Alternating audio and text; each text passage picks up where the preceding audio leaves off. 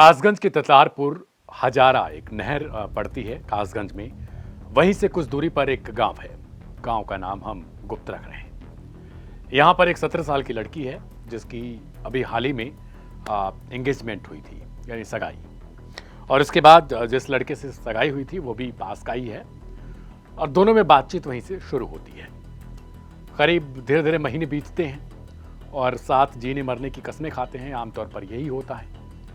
लेकिन एक दिन अचानक से जो लड़की है, जिसकी मैंने उम्र तकरीबन 17 से 18 साल के आसपास बताई है, उसके घर पर राशन कार्ड की ज़रूरत पड़ती है। ज़रूरत के हिसाब से अब पहले एप्लीकेशन देना पड़ेगा। सरकारी काम आपको पता है किस तरीके के होते हैं। इसके लिए उसे एक जो सीएससी केंद्र होता है वहाँ पर जाना है। वो निकलती है और रास्ते में ही अपने जो मंगेतर है उसको फ़ोन करके बताती है कि उसको काम है तो मिल सकती है। वो बाहर भी निकल रही है घर से। आमतौर पर आप देखते हैं यूपी बिहार में जब सगाई वगैरह की रस्में हो जाती हैं तो जो गांव ग्रामीण इलाके हैं वहाँ पर थोड़ी इस तरीके की चीज़ें बढ़ती जाती हैं कि शादी से पहले लड़के और लड़की न मिल सके। लेकिन अब आम तौर पर ये सब धीरे धीरे आम बात हो रही है। लड़की और मंगेतर दोनों मिलते हैं, मतलब जो लड़का है, और उसके बाद ततारपुर हजारा नहर जिसका मैंने जिक्र किया वहीं पर ये बैठकर बातचीत करते हैं। लड़की भूखी थी तो उसने पास के समीप से एक दुकान से कुछ खाने पीने की सामान खरीदे और दोनों पेड़ की छांव में नहर के पास ही बैठकर बातचीत कर रहे थे। इतने में एक बीजेपी का नेता है जिसका नाम है अखिलेश प्रताप सिंह। ये वहां से गुजर रहा होता है अपनी चामक धामक वाली कारें लेकर, गाड़ियां लेकर। अपना रुतबा आप समझते हैं कि अगर नाम के आगे नेता लिखा हो और बात सत्ताधारी दल की हो तो अलग ही रहता है। ऊपर से फेसबुक वगैरह पे इसकी आईडी हमने चेक की तो गर्व से कहो हम हिंदू हैं, यानी ये भी चीज़ अलग है इसकी। ये था, इसके साथ 5-6 लोग और थे। ये निकलता है और वहीं पर गाड़ियों को जो है ये लोग रोक देते हैं और उसके बाद लड़की देख लेते हैं। खा पी रही है और देख लिया कि साथ में एक लड़का है। इनके हौसले बुलंद हैं, ऊपर से सत्ताधारी दल के नेता हैं, तो पुलिस भी इनको लग रहा था कि कुछ करेगी नहीं। और दूसरी बात, हवाबाजी जो चल रही है उसमें भी अलग ही लेवल का था। ये गर्व से कहो हम हिंदू हैं, हिंदू कह दिया तो पूरा हिंदू समाज हमें सपोर्ट कर देगा। ये सब कुछ चीज़ें इसके मन में चल रही थी और गाड़ी रोककर ये तुरंत जाता है लड़की के पास और वहाँ पर धमकाने लगता है। शुरुआत में पैसे मांगता है, उसके बाद देखता है कि लड़की के कान में टप्स हैं और उसने सोने की चेन पहन रखी है, तो उसे लगता है कि हाल ही में लग रहा है कोई रस्म भी हुई है। उसके बाद इनका दिमाग घूम जाता है। 2-3 लड़के और आते हैं, फिर ये मारपीट करते हैं लड़के के साथ, पैसे मांगते हैं और उसके बाद लड़की को ले जाते हैं एक झाड़ी में। वहाँ पर बारी बारी से 8 से 10 लोग गैंगरेप करते हैं उसके साथ। अभी उसकी उम्र 17 से 18 साल है और अभी हाल ही में उसकी सगाई हुई थी। अब आप हिंदू और नेता को थोड़ा अलग रखिएगा, क्योंकि होता है कि आमतौर पे हम लोगों में अगर हिंदू नाम ले लिया गया तो लगता है कि जैसे सामने वाला हमें हिंदुओं के खिलाफ भड़का रहा है या हिंदुओं के खिलाफ एक साजिश है इसकी कि हमें बदनाम कर रहा है। तो इन चीज़ों को आप थोड़ा सा अलग रखिएगा। अभी कहानी सुनिए। इसके बाद बारी बारी से एक एक करके सबके सब गैंगरेप करते हैं। लड़की चिल्ला रही है कि भैया मुझे छोड़ दो, मेरी शादी हुई है, सामने मेरा पति है, यानी जिसके साथ उसकी शादी होने वाली है। अब आप एक बात सोचिएगा कि कोई व्यक्ति जिसकी सगाई यानी जो भविष्य में होने वाली पत्नी है, उसकी आबरू लूटी जा रही है, उसकी इज्जत लूटी जा रही है, उस वक्त उसके दिल पर क्या गुजर रही होगी। वो चाहकर भी कुछ नहीं कर पा रहा है, क्योंकि ना तो वो बॉलीवुड की फिल्म है और ना ही साउथ की कोई मूवी है कि एक अकेला 8-10 से लोगों को मारपीट कर भगा दे और अपनी भविष्य में होने वाली बीवी को बचा ले। वो लाचार है, सामने उसकी बीवी है जिसके साथ रेप हो रहा है। वो भाई भतीजा सब कुछ बोल रही है कि बस किसी तरीके से उसकी इज्जत बच जाए, लेकिन नहीं। कहते हैं जब सत्ता की हनक हो और एक ऐसी चीज जो आपके जिगर में आपको उबाल लाती रहे, आपको गलत काम करने पर मजबूर करती रहे, और अगर फिर पास्ट में आपने इस तरीके के काम किए हों, ऐसे कारनामे किए हों, अगर आपको उसकी सजा न मिली हो तो आपके हौसले वैसे ही बुलंद रहते हैं। कुछ यही इसको क्या बोला जाए, जो ये इंसान है जिसका नाम अखिलेश है, गब्बर सिंह, और स्कॉर्पियो है, इसके पास तमाम गाड़ियां हैं, एएसपी लिखवा रखा है सामने, मतलब शॉर्ट फॉर्म में अपने नाम का। तो ये लोगों को और चढ़ाता बढ़ाता है।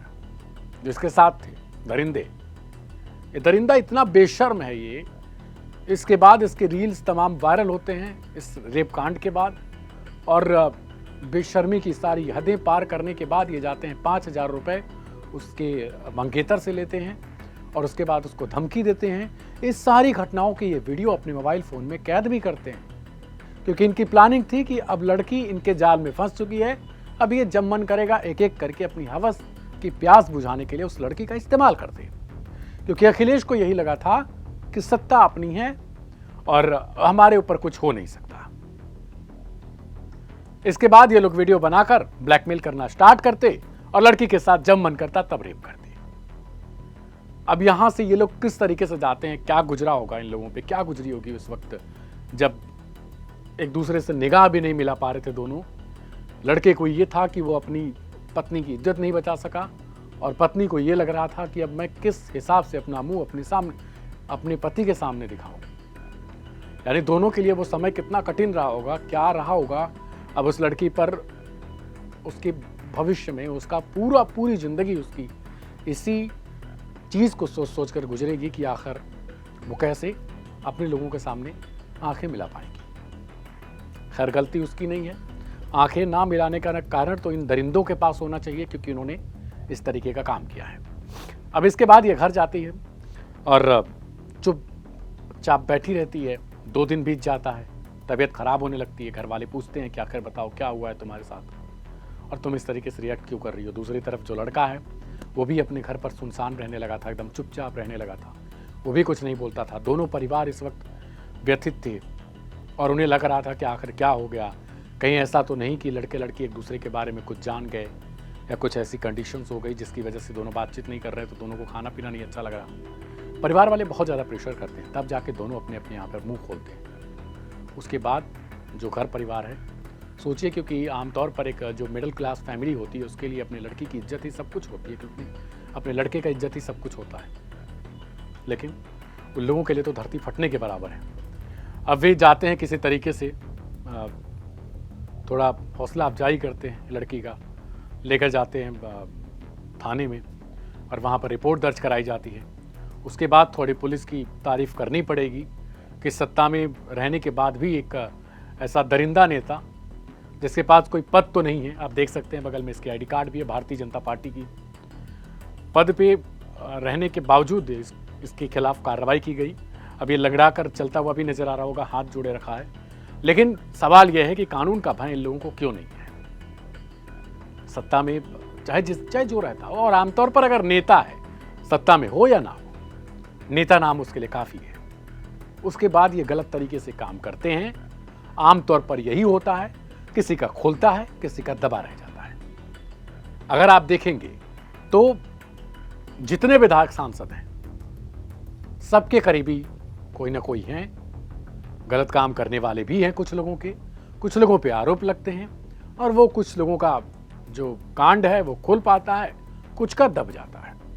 यही कहानी चलती है। फिलहाल अखिलेश को लेकर जो विपक्ष है वो लगातार हावी है। वो आरोप लगा रहा है कि बीजेपी में केवल रेपिस्ट भरे पड़े हैं और वो लगातार इस तरीके के कारनामे को अंजाम देते हैं। अब सवाल ये उठ रहा है विपक्ष की तरफ से कि आखिर क्या इस दरिंदे के खिलाफ बुलडोजर की कार्रवाई होगी?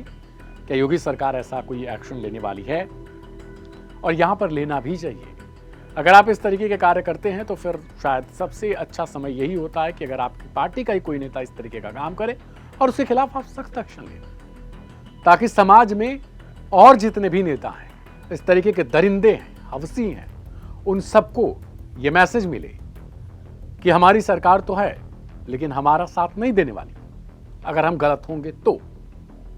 अभी सुनवाते हैं आपको एसपी अंकिता शर्मा की तरफ से क्या कुछ कहा जा रहा है।